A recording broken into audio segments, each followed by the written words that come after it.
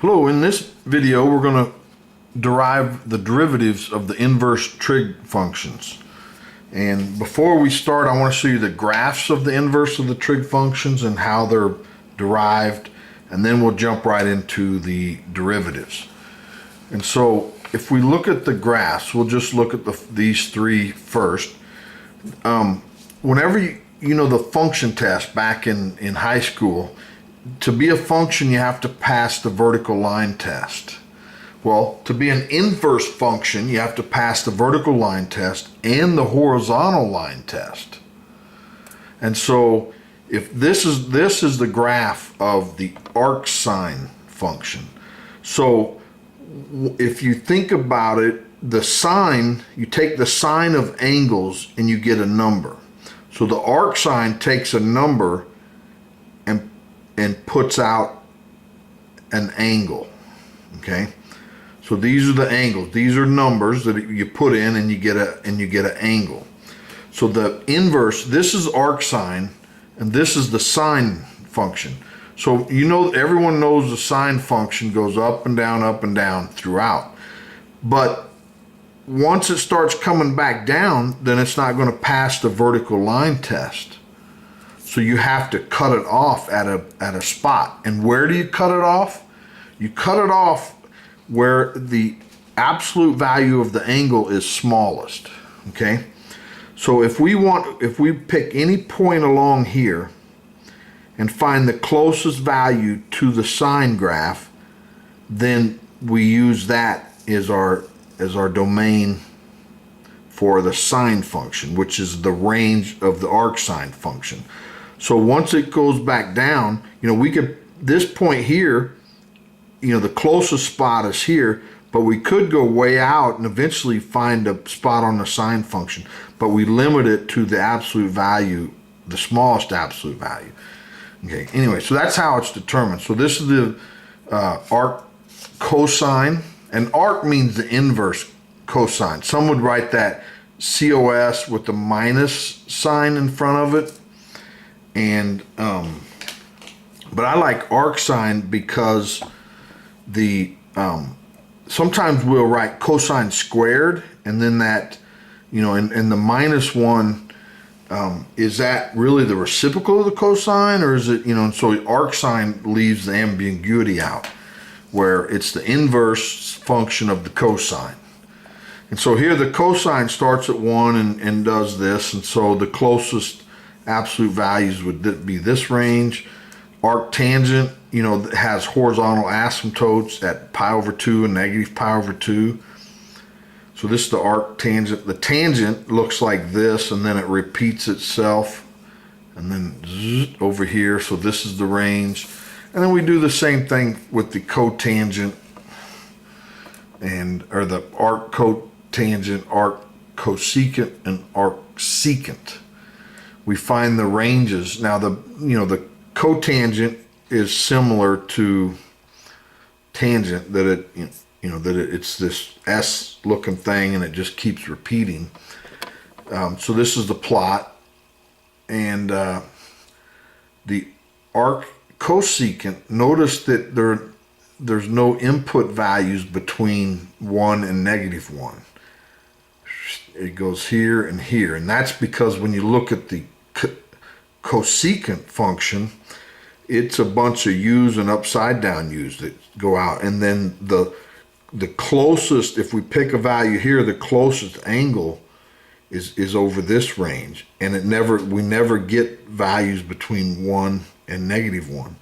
And so when you take the inverse of that, you flip and you get this. And so here's the arc secant. So we're going over this fast, and so I'm assuming you have some background with the inverse functions, or the so now let's look at some background first. We'll need each of these in our derivations. And so here, if we have inverse functions, and that's the defined, you know, f of g of x is equal to g of f of x is equal to x. So if we take the derivative of this side with respect to x, then we take the derivative of f with respect to g, and then the derivative of g with respect to x, and then here you just get 1. So you can divide this to the other side. And so if g is the inverse function, the derivative of the inverse function with respect to x, which is equal to the reciprocal of d, the derivative of f with respect to the inverse function. And so we'll use this quite a bit, or 2 times, I think. So b, here, if we let y equal the arc sine of x, take the sine of both sides, and then we use the famous relationship sine squared plus cosine squared equals 1, and then we move the sine squared to the other side and take the square root of both. We get this, but sine of y is x, so sine squared of y is just x squared. C, y is equal to arc secant of x. You can take the secant of both sides and you get this. Now this relationship is the famous 1 plus tangent squared of y is equal to secant squared of y. So then you take the 1 to the other side and the square root of both sides and you get this. But secant of y is x, so you can plug in x squared here. And d, did we do this one yet? B is arc sine, take the sine of both, yeah, we did that. So d is, if we have a right triangle and angles alpha and beta, now the total angles have to add to 190, but we know this is 90, so alpha is 90 minus beta, or in radians it's pi over 2.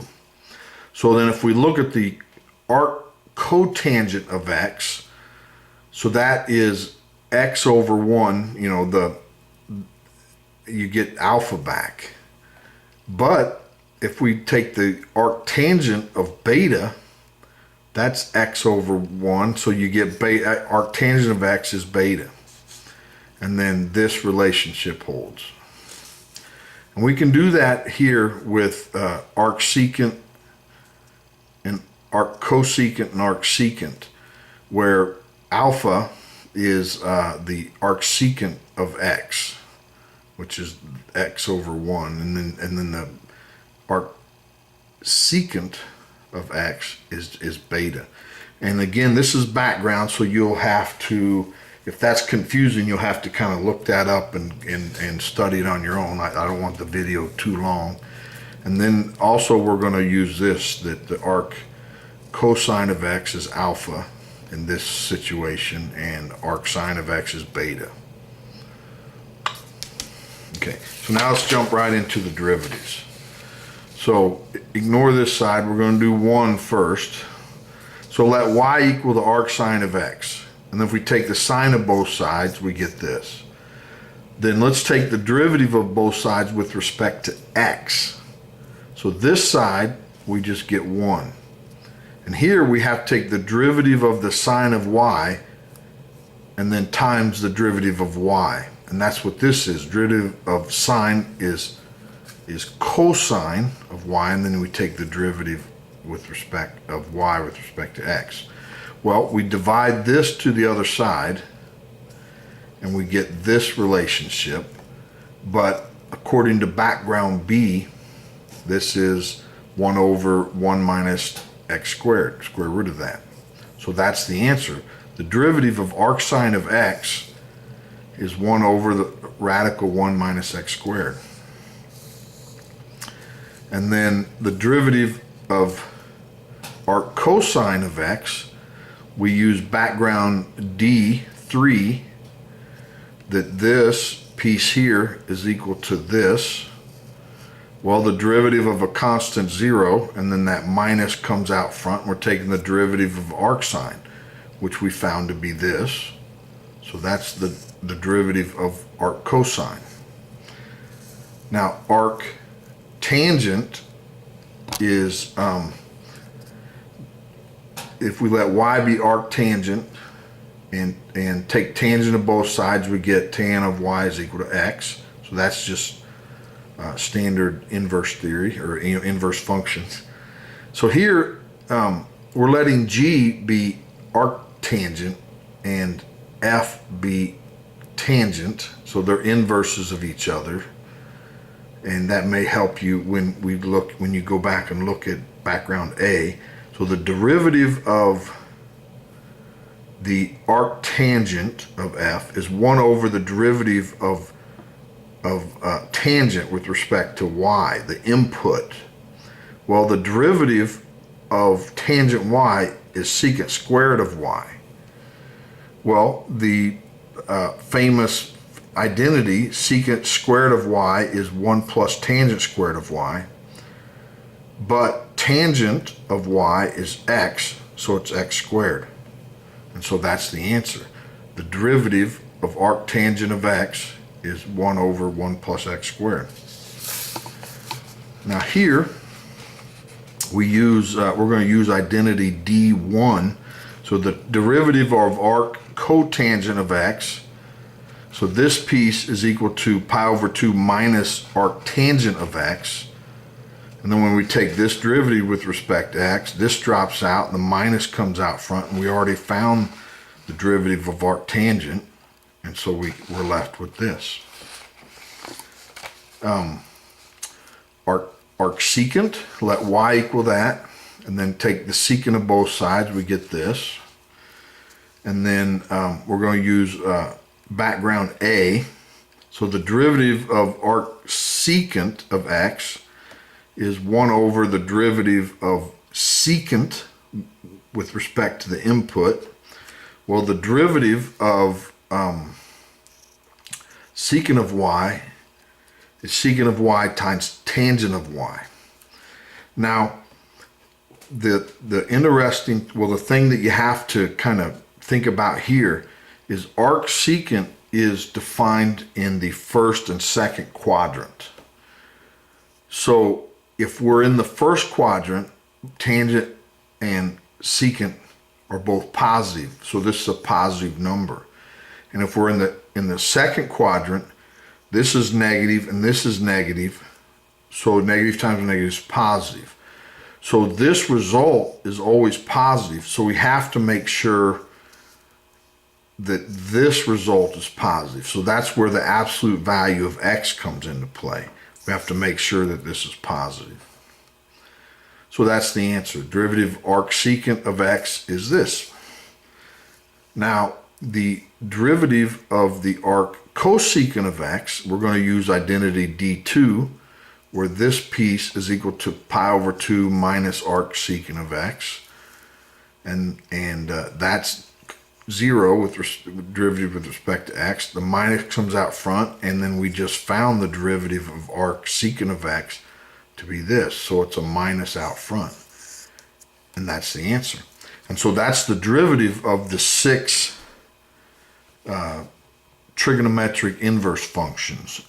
Well, I hope you enjoyed it. If you did, please like it, subscribe so you don't miss the next one, and the next video is going to be on finding probabilities in a bivariate normal with the bivariate normal distribution, specifically the probability of being in the positive orthant. So that's it. Bye.